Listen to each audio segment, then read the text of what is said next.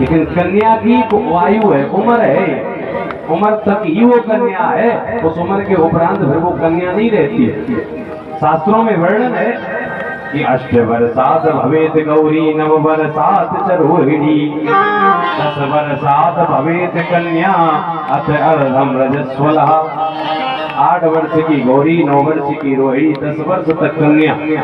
10 वर्ष के उपरांत अर्ध नारी के स्वरूप में होती, वहां कन्याएं पहुंची है।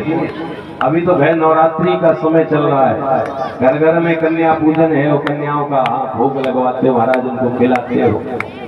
लेकिन यहाँ व्यासपीठ से एक बात जरूर आप लोगों से कहेंगे, मन हो तो मानना, ना मन हो आपकी श्रद्धा है, आपकी इच्छा है कि अगर आप कन्या पूजन करते हैं और कन्या का भोग लगाते हैं, कन्या को खिलाते हैं, तो कन्या को ही खिलाइए। ये हमारा निवेदन हो। चाहे नवरात्रि में एक कन्या खिलाओ, जरूरी नहीं है कि 9 खिलाओ कि 11 खिलाओ कि 7 खिलाओ, ये कोई जरूरी नहीं है।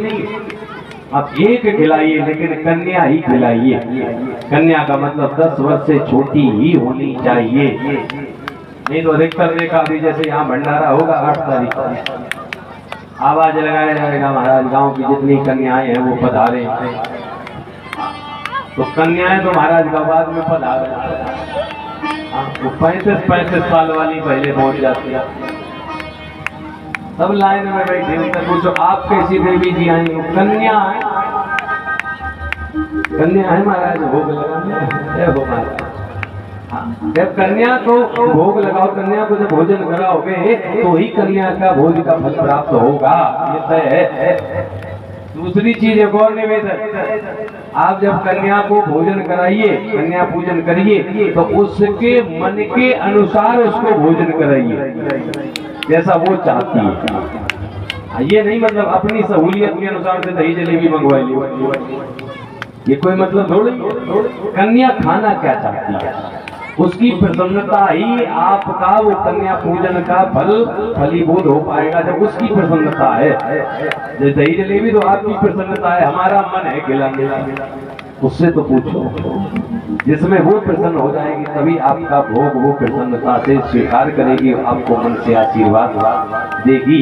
चाहे एक को खिलाओ, लेकिन उसके मन के अनुसार से भोजन कराइए और कन्या का ही पूजन करिए, तो ही महाराज कन्या पूजन का फल प्राप्त होता है। वहाँ पर 9 वर्ष की 10 वर्ष की कन्याएं हैं जिनके वस्त्र चोरी किए गए, और भगवान की उम्र उसमें 7 वर्ष से भी कम है।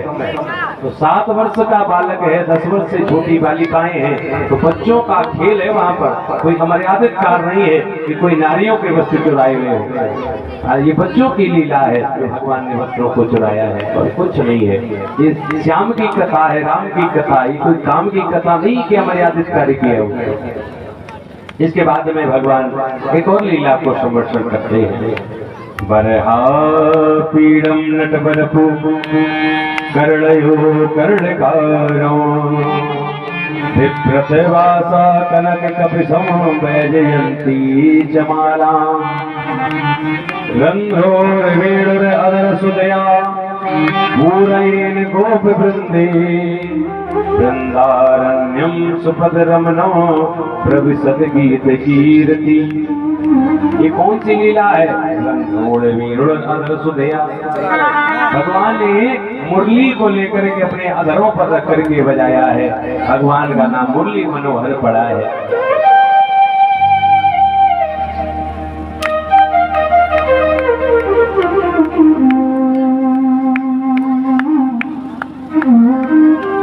ऐसी मधुर मधुर मुरली भगवान ने बजाई। सब गोपियां कहने लगी, घनश्याम ये मुरली असमय ना बजाया करो, जब असमय बजाते हो तुम घर का काम नहीं कर पाते। क्यों? कि घनश्याम तेरी बंसी पागल कर जाती है,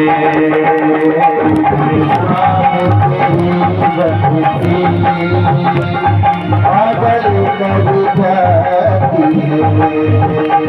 घनश्याम तेरी बंसी पागल कर जाती है, घनश्याम तेरी बंसी पागल कर जाती है। तेरी बंसी पागल कर जाती है। घनश्याम तेरी बंसी पागल कर जाती है।